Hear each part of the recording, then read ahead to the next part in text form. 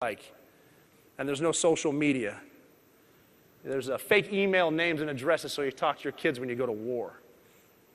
Now you're at a place where you can no longer be taught tactics, you need to invent tactics. What is your opponent doing? And how do we adjust? Do we need to change our rules? If we do, we change them by committee, then we always follow them. Stay fluid. Don't rest on your laurels. Make sure your people are prepared before you take them to war. When you finish this selection course I just talked about, you will be prepared for, I know guys finished this selection course 4 days later, their first mission was to jump into Somalia in high winds and rescue Jessica Buchanan from Somali pirates, which they did. They were ready because they were prepared. Because, we're believers in teaching people how to do their jobs and let them do it. Micromanagement is counterproductive. It will waste time and slow you down. I always ask people, are you teaching your people how to do their jobs, or are you trying to do their job for them?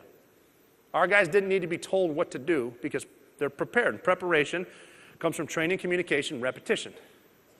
Training, communication, repetition. We would train hour after hour, day after day, fine-tuning our tactics, adjusting everything that we're doing, but most importantly, making sure we were effectively communicating with the team, because we really believed if our people knew what they were doing and why they were doing it, they would work harder. They would be faster, more efficient, and communicate at the highest levels. And what we learned about effective communication is the less we talked, the better we were, because we got rid of the noise, the nonsense. I'll give you an example. Think about the email you just got with 19 people on the CC line. And all it says is FYI, see below, FYI, some jackass, K, see below. It's like, where is the message?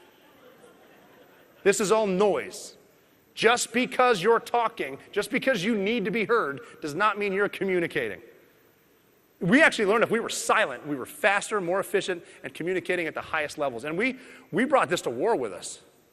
We wouldn't talk on these targets. The Bin Laden raid's a prime example. Something crashes, something blows up, a few shots are fired. When that third of a second of chaos is over, you can put me up on the screen again, sorry. When that third of a second of chaos is over, now there's 23 guys with guns coming through your house. I've had a lot of time to think about this too. It's been 6 years since that raid. And I've thought that had to be really scary for Al-Qaeda, right? Like second and third floor, something's here to get me and I can't see it and I can't hear it. And then it's over before they know it. We were part of part of the stuff that we